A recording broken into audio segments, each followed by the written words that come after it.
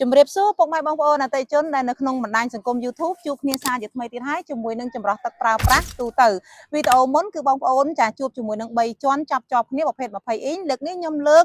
ពួក2ជាន់ចាប់ជាប់គ្នា20អ៊ីងម្ដងធម្មតាឲ្យបងប្អូនទំហំប៉ុនគ្នាហើយដំណាក់កាលនៃការច្រោះវារៀងតិចជាងអញ្ចឹងតម្លៃគឺប្រកាសដែរវាធូរថ្លៃជាងឥឡូវបើកដំបូងវីដេអូណាចាគឺខ្ញុំសូមបញ្ជាក់ទាក់ទងនឹងតម្លៃរបស់វាតែ60រៀលទេចម្រោះ20អ៊ីងបែបនេះ60រៀលហ្នឹងបងយកទៅគឺមានតួចម្រោះមានតម្រងខាងក្នុងហើយស្រេចចាមានកែងចាប់មានកងដោះមួយកាផ្លេតែម្ដងសម្រាប់ទៅយកចេញចូលរបស់វា27តកតងនឹងលក្ខណៈនៃការប្រើប្រាស់គឺពុកម៉ែបងប្អូនអាចយកទៅចាប់រុញប្រើពេញមួយទេ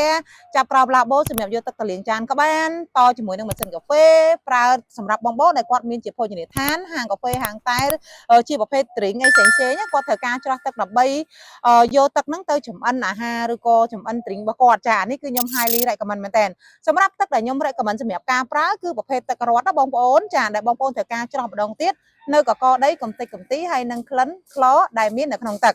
តម្រងទាំងពីរខាងក្នុងហ្នឹងជាទូទៅទី1គឺបងប្អូនចាដាក់ដបងគេកន្លែង in បងប្អូនអាចមើលនៅលើចម្រោះហ្នឹងបានវាតែងតែមាន in ហើយនឹងអាវណាបងប្អូនណាចា in នឹងអាវអញ្ចឹងតម្រង in ហ្នឹងទី1គឺជាតម្រងសលៃចាតម្រងសលៃបងប្អូនអាចជ្រើស5មីក្រូងឬក៏1មីក្រូងយើងហៅថា micro filter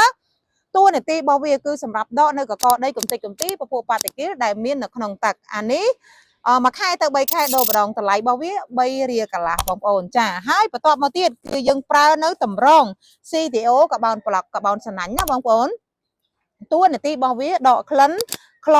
color ចា organic ដែលមាននៅក្នុងទឹកតែបើសិនជាករណីលក្ខណៈថាដែលយើងត្រូវការប្រើជាមួយទឹករត់ហ្នឹងគឺយើងផ្ដោតតែរឿងក្លិនក្លទេជាទូទៅ4ទៅ6ខែយើងដូរម្ដងតម្លៃរបស់វា